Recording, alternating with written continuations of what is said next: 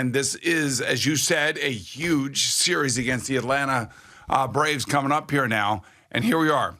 They're basically one game behind them in the win column, and they're 2 games behind them in the loss column, or 2 games ahead of them, depending on how you want to look at it. The point being is that this was like what we felt was coming. We got ripped, all the Met fans. You guys are so negative when we said the Braves were going to be in first place at the All-Star break. Well, all right, prove us wrong then, because you got these 3 games. Prove us wrong. Win the series, sweep the series. And I know Jeff McNeil's not going to be around, and that's another point that you made about Starling Marte. Yeah, it's Starling Marte as well. You talk about this lineup is just not. Now, he's going to avoid the IL, at least, Starling Marte. I don't know about that. No. They said he was going to avoid the IL. Is he really? Yeah, no. At least I read this morning. So what does that mean? Changed. Like, so he missed like the next 5 games? Is that all? I don't know. Hopefully, it's just a handful. I don't know. Look, we're just past the halfway point, and nobody is getting crazy. But what we are trying to point out is what we've been pointing out for a month now, and that was who the Braves were playing and who the Mets were playing. And this all goes back to when the Mets had that West Coast trip and they went 5-5. Mm-hmm. But the worst part of all of it is that they got swept by the Houston Astros. They had that game. They had the 2 games out in Houston. They were awful. Then they came home. They got beat by Houston again after Houston won through the Yankees. And to me, whether it be Scherzer, Peterson, or Bassett, all 3 of them have got to go. And they got to pitch their ass off now. Well, like Taijuan Walker or like Max Scherzer the last time, and they lost both those games. Right, and this is the point. Even if Jacob deGrom comes back, they're going to lose games 2-1. They're going to lose games 1-0 like they did yesterday. And yesterday was really unfortunate because Thomas Nido has been a nice player, a good solid player, and I don't know what got into him, and I don't know what got into DJ LeMahieu last night. Thinking that he's like, Joe Morgan or something at second base. But they're like, there are moments in games where you got to be on top of your game, and you got to have opportunities. And when those opportunities present themselves, you either come through or you don't. And for the Mets last night, and for the Mets really predominantly for almost all of June, they haven't come through. Well, I mean, Sandy Alcantara is a great pitcher. There's no doubt about it. So, I mean, you have to at least factor that in. But you really wanted Francisco Lindor and the couple opportunities that he had yesterday come through. I mean, he is supposed to be the guy when guys are going down or they're going on paternity leaves or whatever, and Francisco Lindor's in the lineup and Pete Alonso's in the lineup. Those are the guys that need to carry the team. He has to. And I know that he's had a bunch of RBIs, and that's great, and he's not an all-star, and who really cares about that? But it just, even with his 60 RBIs, it doesn't feel like he's driving in enough runs. It doesn't feel like he's clutch enough. It doesn't feel like he's the offensive player we need him to be, because he's not. So it's the games like this weren't happening in the first portion of the season. I mean, they were finding ways to get on base. They were getting those clutch hits, runners in scoring position. And over the last couple of weeks where they've been spinning their wheels and been around 500, it's been a major problem. And all I can think about is who is going to come in and save this team at the trade deadline. Who is going to be that bat? And when are we going to see that bat? And is it going to work? I mean, it worked with Yoenis Cespedes. Sometimes it doesn't work too. So this is a critical series, and you're going into it basically shorthanded as well. Right. So they're going in shorthanded. So it's 7 games left for both them and the Atlanta Braves before the break. The question is, what are I kind of feel like the Braves are going to be in first place, and it's going to be a really unfortunate thing because it's not.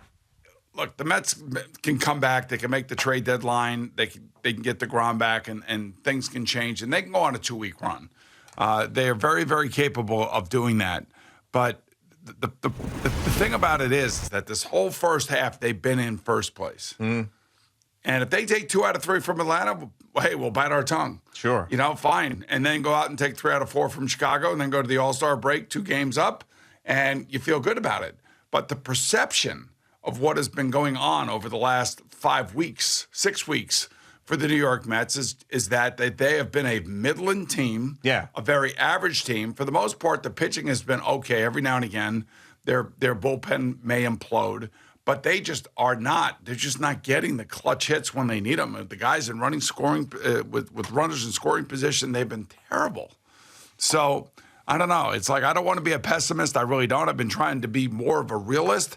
and it shows that there has to be something has to be done to kind of switch this thing around. And maybe that is these 3 games. I don't know. Maybe somehow they come out of this series 2 out of 3, and that's exactly what they're going to need. Yeah, I know that as you mentioned the perception of it. The perception is, I'm sure, from the outside, oh, here we go again. This is just the Mets doing what they always do. It's the same thing as last year. It's the same thing as 2007, 2008. But it really isn't. I mean, they're not blowing it, really. They're playing .500 baseball, but the team behind them is at this record pace. So it doesn't feel like the team is falling apart. They're still 20 games over .500. It's not like they went on some sort of 11-game losing streak, but this lead now is in jeopardy. And winning the division, as we know, is always important in baseball, and it's even more so now when you talk about getting a bye, going into the NLDS. So it's a long way to go, but this just feels so important. And also, they haven't had a crack at each other, these two teams, for the longest time, it feels like. It also feels like it's been going this way. It's had a negative tinge for 6 weeks. Yeah, sure. And, I go back to the West Coast trip. We all said, get out of there 5-5. You can get out of there 6-4, 7-3. That would be unbelievable. They salvaged that trip a little bit. They did lose some ground during that time. But then the reality, to me, anyway, hit when I saw them against Houston. Yeah, yep. I mean, that was a wake-up call for sure. It just didn't look like they could compete with the best in baseball at it looked like they were way far behind in those games, not just like, well, they had pitching problems on the road, for sure. But, even like Taijuan Walker yesterday, he was great. He hung in there, and, he showed just like Carrasco did the other night. He showed you toughness, especially in the first inning. First swing of the bat, it's Keith Hernandez day, for God's sake, and they got the bases loaded with no out. How great was that? It ended up working out really, really well. The Mets have gotten crushed over the years for not honoring the history of the team enough, and now with Steve Cohen, you feel like that's not going to be the case, and I just thought that ceremony was tremendous, and we obviously love Keith, and just watching him bop around and have that day, it's just got to be so cool. No, yeah, it was great. Is that like the best moment of like in your sports career? Obviously, it's got to be. It has a Hall of Fame or a number retirement, because you've already done all the hard work, at that point. Well, and then you get the adulation of tens of thousands of fans. I don't think it gets any better than that. I don't think so either, because 45,000 fans came to see Keith and to celebrate his career and celebrate who he is as a broadcaster. So he's been here, 40 years associated with the Mets, which is amazing. It was done. It was quick. It was good. And I would say having 45,000 fans, like if you go, like when he goes into the Hall of Fame, because I believe he'll get there, but when he goes in, he's not going to have 45,000 fans all there for him. Yeah, right. At the building with everybody there showing up and the speeches. It's all about him. He was the only one that anybody was paying attention to. To see that 17 and then unfurl the 17, it was just pretty cool. You gotta see. So I'm sitting there with my grandson, Casper. Oh, nice. Yeah, for about a half an hour, he sat right next to me. Get out of here at that age? Yes, he was right there. He was playing with my bracelets, and we watched the entire, Keith Hernandez ceremony thing. Yeah. To have a baby of that age, sit for a half an hour. He did. Is just a miracle. It is a miracle. It was all because of Keith? I don't know if it was because of Keith or it was because, he liked my bracelets. I'm not really sure. Yeah, I was wondering, do you think he drove himself to the game that day? No way, right? Because he had to at least end up having a few, and who was going around in the suites and everything. No, I hope he got a car. No, they got him a car. He actually even... Did the Mets pick that up, or did he pick that up? No, he even mentioned it, that, he thanked the Cohen family for doing it in an amazing way, footing the bill for everybody to come in and everything else. Like, they did everything right. I mean, that's... You can't drive yourself to your own retirement party. You know what I'm saying? No, of course not. Or your number ceremony. No, but I did go to the American Hotel on Monday, on Saturday night. Oh, on Sag Harbor? Did you see him? No, of course not. It was Keith Hernandez. No, I know, but I thought maybe late night. I did kind of see him. No. I think he had a party in the city. Oh, okay. I wasn't invited. I thought he was going to go right back out there and party. I was not invited in that. You were not invited? But no, there he is at the American Hotel. Oh, nice. Little Keith Hernandez bobblehead that they had there. That's great. Yeah, and then they also have one of Ronnie and Gary and Keith. Oh, of course. Yeah. Well, I mean, it sits on a shelf right there in the American Hotel. The amount of time that he spends in there, I mean, he should be There should be some sort of statue there. He's a monument at that place. So that's very cool. I was hoping you'd see him out there in the summer. But anyway, yeah, that was the good part of the weekend. The bad part of the weekend was you ended up splitting with the Marlins, and now you're heading into this series. And that's another thing. You know, the Marlins, we said take 3 out of 4 from the Marlins. The Marlins are better than a lot of people think. No, they are. They are. But the Mets, again, you know, they couldn't get a hit, and a couple errors, crazy situations in the field, and you give a game away. Yeah, no, absolutely. And you're facing one of the best pitchers in baseball and the guy who may be the best pitcher in baseball. Yeah, but, you know, just like Taijuan Walker, both of them pitched to a certain amount, and then they were out of the game. So win the game then. Yeah, no, I know. And Taijuan Walker, hopefully, he did the same thing last year in the first half. He was great.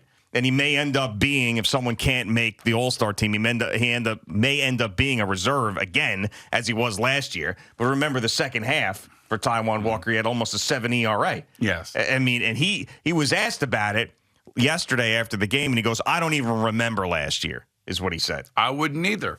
You just flush it? I'm not in that. I'm not talking to you about negative things. Come on, it's a whole new year. You just flush it just like that, but don't you have to learn from your mistakes type of thing? Well, he's already gone through the learning process. Okay, and you feel like he has. But I mean, well, I don't know. I hope he has. I don't want to see a reoccurrence of what happened last year. No, nobody does. Come on. But it just, until you see him go out and have a second half like the first half, you're going to think maybe it's going to happen again. There's something about this team that's not there yet. It's just not there. Not right. Just, I don't know what it is. But this is the exact opposite. It comes down to clutch hitting. That's yeah, what probably. It comes down to. But that's the exact opposite of what we were saying about the team this entire year. They're different. It's Buck. It's Scherzer. They're different. And now we're back to saying there's something missing.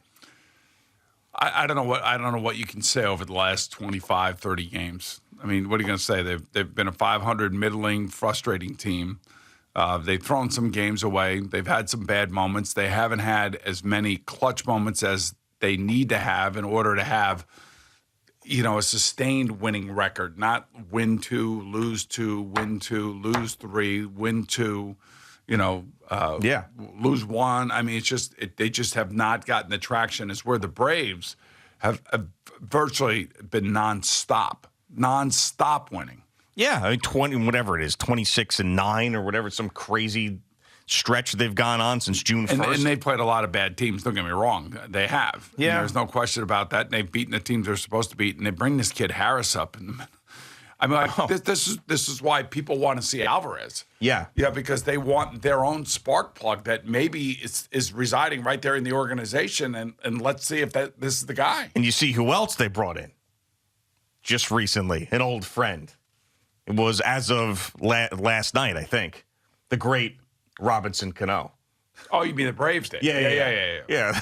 So, and he may play in this series, right? Of course. If he ends up beating the Mets, that's going to be the low point of the season. Like a walk-off Robinson Cano home run. Could it get any worse than that? And the Mets are paying him. He's rounding the bases, and they're jumping up and down at home plate, and Robinson Cano beats the Mets. The Mets did the right thing. No, I know they did. I'm just saying that would be miserable. I swear to God, I just want to see competitive baseball. I don't. Oh, you got to see wins. What do you mean competitive baseball? No, I mean, like, if they lose, that's your standard right now. No, listen to me. If they lose, I don't want to see a 7. I don't want to see like a Houston situation that we saw. 3 weeks ago. You're lowering the bar. You know why? Just because there's a flatness that is taking over this team. I mean, isn't this the day of screw the Braves, go in there, be the team, go and win 2 out of 3, take it from them, show you're the first place. Isn't that what today's supposed to be about? Yeah. Yes. 100%. Not if I just want to see competitive baseball. What happened to you? No, I just don't want to see them get hammered. Well, of course, nobody wants to see that. I don't want to see them lose. Period. Are you going to come up with like a pregame speech? I don't know. Maybe we'll see. Maybe later we'll do a combined pregame fire 'em up speech, and we'll send it down there. I'll text it to Harold and PR and see if we'll play it to the team in the clubhouse. All right. So let me ask you this now. Yeah. What was DJ LeMay thinking about last night? I don't know. I don't have an answer for you. There's a lot of games. You play in a lot of games, and there's going to be a lot of moments where you think you got to pop up, and then you don't have it. Mm-hmm. Sure. And poor Aroldis Chapman is sitting there going, okay, I got this. This is going to be can of corn right here. Yeah. I mean, It's really you know what that reminds me of, because it's like the same exact sort of in that realm as Luis Castillo. The second one was the worst one. I mean, I don't know what that was. You lose it in the weird sky. I mean, come on. That's what it reminds me of. I'm sorry.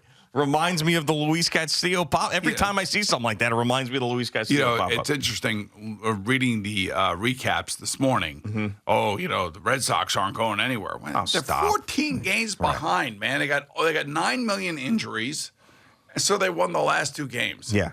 So what? Yeah, I mean, if they continue on this pace and get into the playoffs, they could, who knows? Maybe they get hot. We've seen it in baseball a million times, but as far as not going anywhere, the Yankees are winning the division. We've known this for a month and a half. I mean, they're 100% going to win the division. They're not going to fall apart. But, this was a good series for the Red Sox, if you think about it. You know what? All right, it is Boomer and Gio. If they would have swept the Yankees, that would have been a great series for them, yeah. But you split, and you don't gain any ground. Right. Oh, boy.